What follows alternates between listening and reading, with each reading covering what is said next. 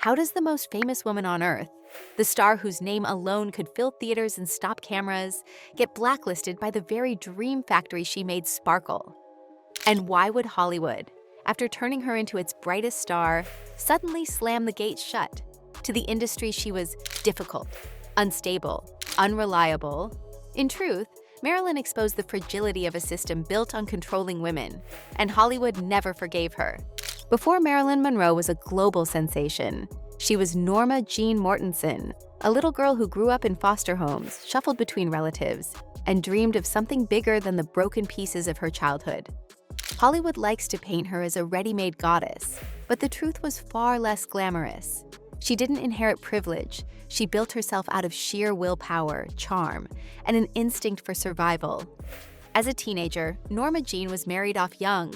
A decision meant more to secure stability than romance, but fate had other plans. While working in a munitions factory during World War II, she was spotted by a photographer. One modeling gig turned into another, and suddenly Norma Jean was transforming.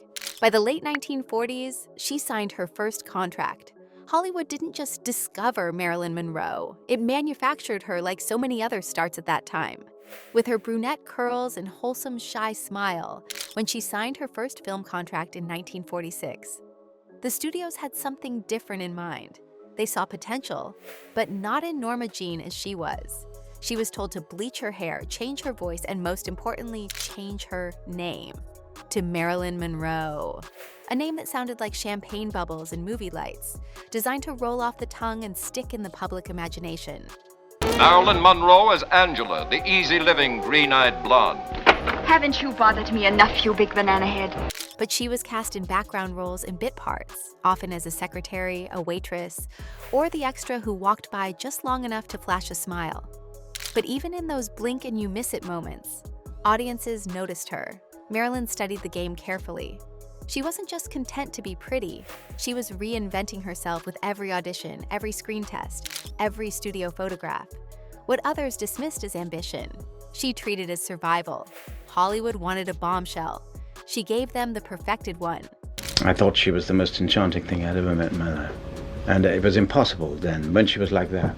And she was like that in ordinary life. It was impossible not really to fall a little bit in love with her. Absolutely at first meeting.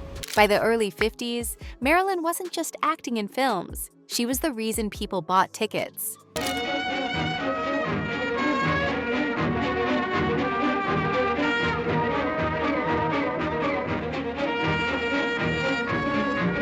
Sure, I don't mind if you buy me a drink. I'm afraid I owe you an apology.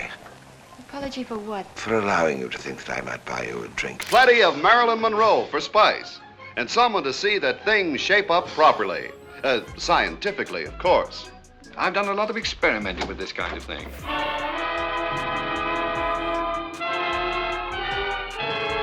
Gentlemen Prefer Blondes, 1953, made her a worldwide icon, forever linked to Diamonds Are a Girl's Best Friend. How to Marry a Millionaire, 1953, proved she could outshine established stars and carry a film on her own. You know, Hugh Hefner jump-started the careers of a lot of girls, but Marilyn jump-started Playboy magazine. She graced the first cover in 1953. If you will, remind me the first time you ever saw Marilyn. It may very well have been Gentlemen Prefer Blondes. When you saw her, do you remember the impression she made on you? Well, I loved her right away. Yes, I think she is iconic and defines Hollywood glamour, and turned into an iconic cover. And I was the kid who didn't believe the post office had that right. So I learned simultaneously that the calendar company, John Baumgarth, that owned the rights to that image.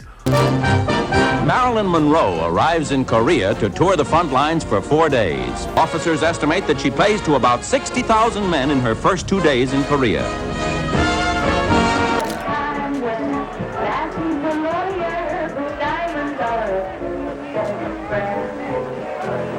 The 7-Year Itch, 1955, gave Hollywood one of its most famous images, the white dress over the subway grate, and cemented her as the ultimate sex symbol. For the world, Marilyn Monroe was the dream girl. For 20th Century Fox, she was a cash machine. But for Marilyn herself, she was trapped. By 1954, Marilyn Monroe wasn't content being just a pretty face on the screen.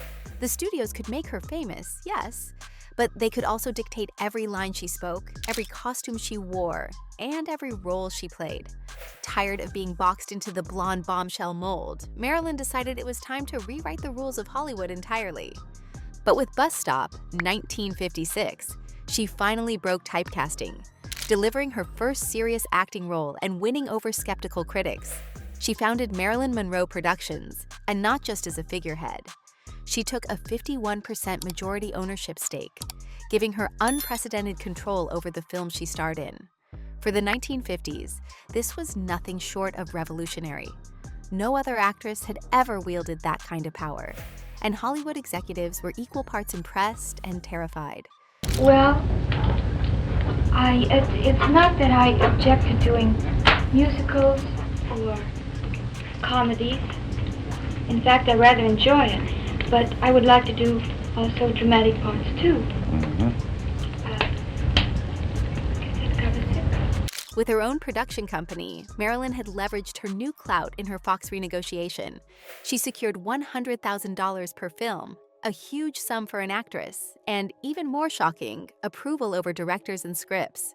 She wasn't just auditioning for parts anymore. She was choosing her battles, shaping her career, and demanding the respect she deserved.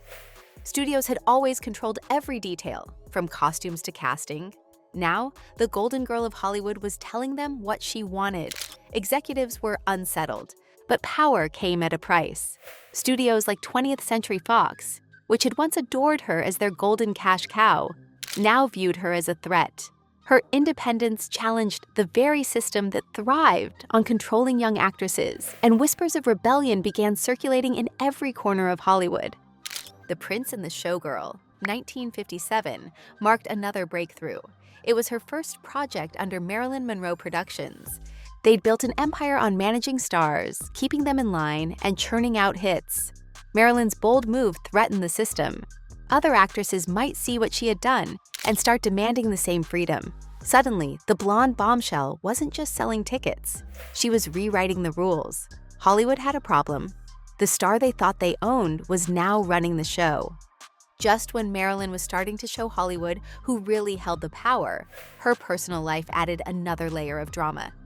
In 1956, she married Arthur Miller, one of the most celebrated playwrights of the era. London Airport. Down in the passenger list as Mr. and Mrs. Miller, a honeymoon couple arrive in Britain to face the biggest headline since Caxton set up in business. It was a perfect pairing of brains and beauty, art and glamour. She thought he was a great talent and a great writer. I think he used her.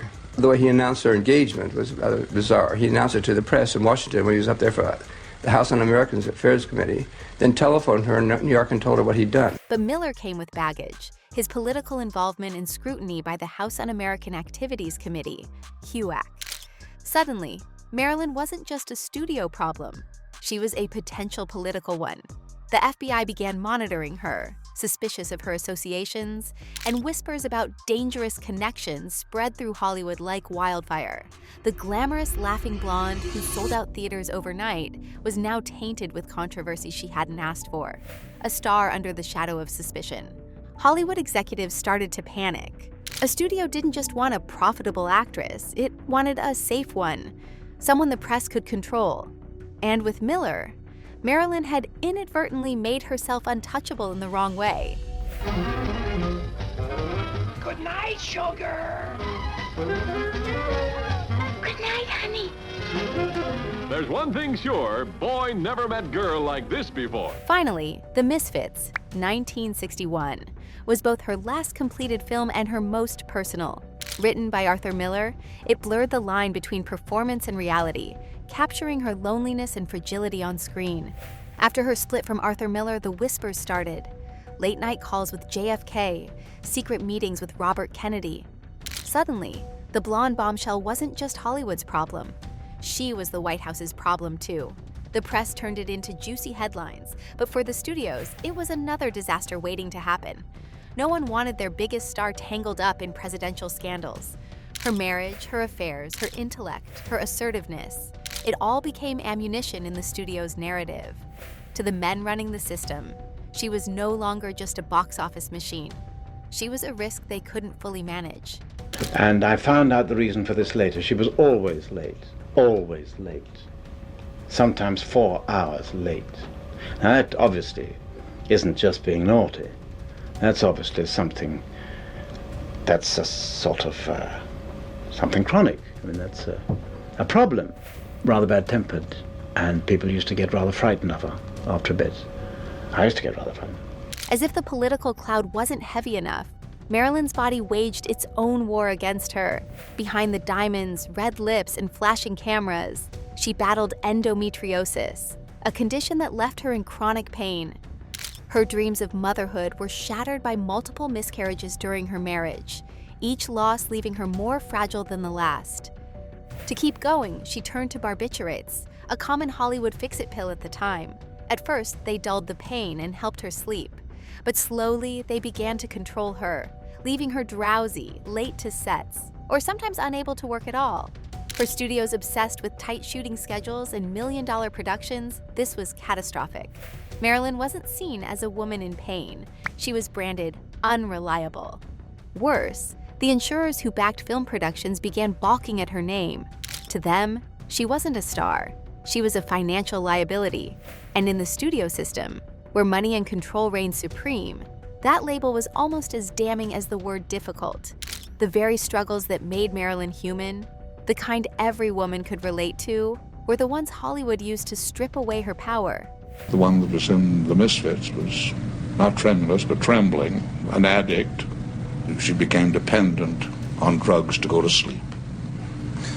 I think she was afraid of not being herself, and the next day not being her most beautiful. Marilyn Monroe may have been silenced in 1962, but Hollywood never truly buried her. If anything, her death only sealed her legend. Posters, books, documentaries, and endless impersonations keep her alive as the eternal blonde bombshell, forever young, forever luminous. Yet beneath the image lies the story of a woman who refused to play by the rules. Her influence lingers not only in pop culture, but in every actress who dares to negotiate, to question, to demand better. Did Hollywood fear what she represented? A woman who refused to be controlled? In the end, the blacklist wasn't her downfall. Maybe it was proof of just how much she threatened the system, and why her image still echoes in pop culture, from Andy Warhol's silkscreens to the stars who followed her lead.